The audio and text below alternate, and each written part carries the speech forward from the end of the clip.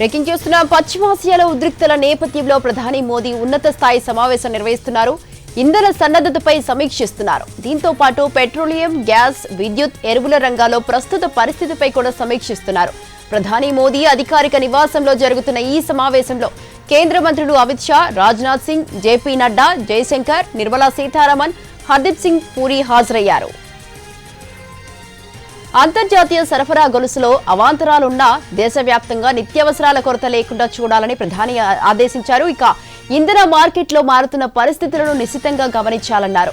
వినియోగదారులకు, పరిశ్రమలకు ఇబ్బంది లేకుండా ప్రభుత్వం తగిన జాగ్రత్తలు తీసుకుంటుందన్నారు.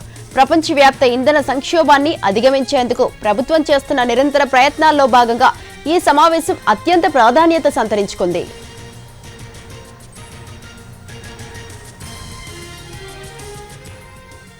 పశ్చిమాసియాలో ఉద్రిక్తల నేపథ్యంలో ప్రధాని మోదీ ఉన్నత స్థాయి సమావేశం నిర్వహిస్తున్నారు. ఇంధన సన్నద్ధతపై సమీక్షిస్తున్నారు. రైట్, ఈ విషయంపై మరింత సమాచారాన్ని మా ప్రతినిధి రాజు ఫోన్ లైన్ లో ఉన్నారు. రాజు. స్వాతి, ప్రస్తుతం పశ్చిమాసియాలో నెలకొన్నటువంటి పరిస్థితులను ఎప్పటికప్పుడు భారత ప్రభుత్వం పరిశీలిస్తూనే ఉంది. వీటికి సంబంధించి ఇండియా మీద ఎటువంటి ప్రభావం పడుతుంది, దీన్ని ఏ విధంగా మనం అధిగమించవచ్చు అనే దాని మీద కూడా ఇప్పటికే ఒకవైపు ఎప్పటికప్పుడు వివిధ దేశాల ప్రధాన మంత్రులతో కూడా మాట్లాడుతున్నటువంటి పరిస్థితులు కనిపిస్తూనే ఉన్నాయి.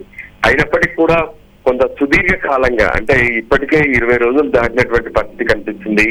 దాంతో వివిధ దేశాల నుంచి ఏ విధంగానైతే మనం దిగుమతి చేసుకుంటున్నటువంటి ముఖ్యంగా క్రూడ్ ఆయిల్ కావచ్చు, దాంతో పాటు ఎల్ఎన్జి, మరోవైపు ఏదైతే ఎరువులకు సంబంధించినటువంటి పరిస్థితులు, వీటన్నిటికి కూడా ఇప్పటి వరకు ఏంటి, వీటి తాజా పరిస్థితులు ఏంటి అనే దాని మీద ప్రధానంగా భారత్ ఫోకస్ పెట్టింది. అందులో భాగంగానే ప్రధానమంత్రి నరేంద్ర మోడీ ఉన్నత స్థాయి సమీక్ష నిర్వహిస్తున్నారు. తన అధికారిక నివాసం ఎల్కేఎం లో జరుగుతున్నటువంటి ఈ సమావేశానికి అటు కేంద్ర మంత్రులు రాజ్నాథ్ సింగ్, అమిత్ షాతో పాటు అటు ఎరువుల శాఖకు సంబంధించినటువంటి మంత్రి జేపీ నడ్డా, మరోవైపు పెట్రోలియం శాఖ మంత్రి హర్దీప్ సింగ్ పూరితో పాటు మరోవైపు ఉన్నతాధికారులందరూ కూడా ఈ సమావేశానికి హాజరయ్యారు. ముఖ్యంగా విదేశాంగ శాఖకు సంబంధించినటువంటి అధికారులు కూడా హాజరైనటువంటి పరిస్థితి కనిపిస్తుంది. అయితే ఇప్పటి వరకు నెలకొన్నటువంటి పరిస్థితులన్నింటినీ కూడా ఒకవైపు బ్రీఫ్ చేస్తూనే ప్రస్తుతం వివిధ దేశాల నుంచి రావాల్సినటువంటి దిగుమతులకు సంబంధించినటువంటి పూర్తి వివరాలను కూడా ప్రధానమంత్రి దృష్టికి తీసుకెళ్లినట్టుగా తెలుస్తుంది. అయితే మనం చూసాము, 2 రోజుల క్రితమే దేశంలో ప్రీమియం పెట్రోల్ ధర పెరగడం అనేది మొదలైంది. సో దాంతో ప్రజలంతా కూడా ఒక టెన్షన్ కు గురవుతున్నారు. ఖచ్చితంగా రానున్నటువంటి రోజుల్లో ఇక రెగ్యులర్ పెట్రోల్ కూడా పెరుగుతుందా? మరోవైపు పలు చోట్ల ఇప్పటికే పెట్రోల్ బంకుల్లో నో స్టాక్స్ బోర్డ్స్ కనిపిస్తున్నాయి. సో వీటి వెనక ఉన్నటువంటి అసలు కారణాలు ఏంటి? ఇవన్నీ కూడా ప్రజలు టెన్షన్ పడకుండా వీటన్నిటిని ఎలా అధిగమించాలనే దాని మీద ప్రధానంగా ప్రధానమంత్రి ఫోకస్ పెట్టినట్టుగా తెలుస్తుంది. దేశంలో ప్రస్తుతం ఉన్నటువంటి పెట్రోల్, డీజిల్ నిల్వలతో పాటు ఈ గ్యాస్ సరఫరాకు సంబంధించినటువంటి అంశాలపైన కూడా ముఖ్యంగా చర్చిస్తున్నారు. ఎందుకంటే ఒకవైపు డొమెస్టిక్ గ్యాస్ కు సంబంధించినటువంటి విషయంలో కేంద్రం ఇప్పటికే ఒక స్పష్టమైనటువంటి ఆదేశాలు జారీ చేసింది. అది తమ ప్రాధాన్యతగా ఉంటుంది. ప్రతి ఇంటికి అవసరమైనటువంటి గ్యాస్ మాత్రం ఎట్టి పరిస్థితుల్లోనూ ఆపొద్దంటూ ఇప్పటికే గ్యాస్ ఏజెన్సీలకు పూర్తి స్థాయిలో సరైనటువంటి ఆదేశాలు కూడా ఇచ్చారు. దానికి అనుగుణంగా 20 నుంచి 23 రోజుల తర్వాత బుక్ చేసుకునేటటువంటి ప్రతి సిలిండర్ 1-2 రోజుల్లో వాళ్ళకి అందుతుందనే విషయాన్ని కూడా స్పష్టం చేశారు. సో ఇప్పటికీ ఒకవైపు డొమెస్టిక్ సమస్యలు తీరుతున్నప్పటికీ కూడా కమర్షియల్ విషయంలో మాత్రం చాలా ఇబ్బందులు తలెత్తుతున్నాయి.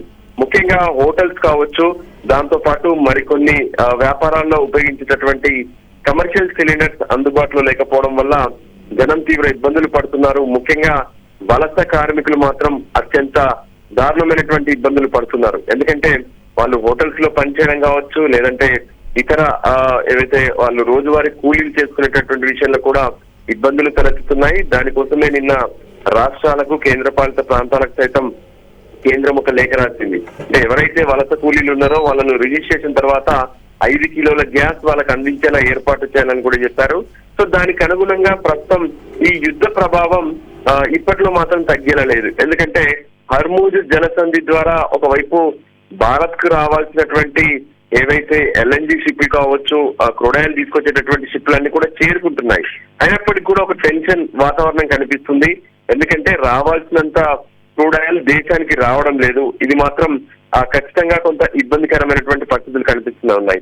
హర్మూజ్ జలసంధి విషయంలో కూడా ఇప్పటికే పలు దేశాలన్నీ కలిపి ఇరాన్ ను, మరోవైపు అమెరికాను కూడా కోరుతున్నాయి అక్కడ నుంచి ఈ సరఫరా అనేది జరిగితే వివిధ దేశాలకు ఇబ్బందులు అనేటివి ఉండవనే విషయాన్ని కూడా చెప్తున్నారు.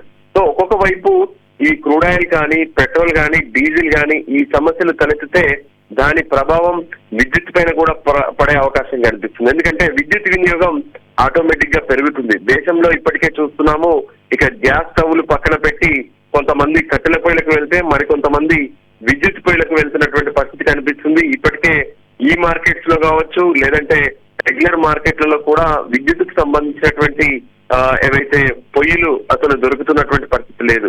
అవన్నీ కూడా షార్టేజ్ గా కనిపిస్తున్నాయి. సో ఈ నేపథ్యంలో వాటి వినియోగం ఎలా ఉంది, వాటికి కావాల్సినంత విద్యుత్ సరఫరా అయ్యే పరిస్థితులు ఉన్నాయనే దాని మీద కూడా ప్రధానంగా దృష్టి పెడుతూనే మరోవైపు భద్రతకు సంబంధించినటువంటి విషయంలో కూడా అంటే ఈ ప్రభావం కొంత భారత్ వైపు కూడా కనిపిస్తుంది అనేది ఈ మధ్య కాలంలో చర్చ కూడా జరుగుతుంది. సో దానికి అనుగుణంగా భారత్ ఎలా సన్నద్ధమవుతుంది, మరోవైపు పెట్రోల్ డీజిల్ కి సంబంధించిన అంశాలు, ఇంకోవైపు ఆర్థిక పరమైనటువంటి సమస్యలు తలెత్తకుండా అంటే ఒకవైపు పెట్రోల్ డీజిల్ ధరలు పెంచాల్సి వచ్చినా కానీ వాటిని అదే నార్మల్ రేట్స్ లోనే కొనసాగించాలనేది ఒక విషయం అయితే, మరోవైపు ప్రజలకు నిత్యావసర సరుకుల విషయంలో ఇబ్బందులు తలెత్తకుండా, ట్రాన్స్పోర్ట్ కు సంబంధించినటువంటి విషయంలో తలెత్తకుండా ఎటువంటి చర్యలు తీసుకోవాలి, ఈ యుద్ధ ప్రభావం మున్ముందు ఎలా ఉండబోతుంది అనే దాని మీద ప్రస్తుతం ప్రధానమంత్రి అక్కడ ఉన్నటువంటి కేంద్ర మంత్రులను అడిగి తెలుసుకోవడమే కాకుండా ఆయా డిపార్ట్మెంట్స్ ప్రస్తుతం ఉన్నటువంటి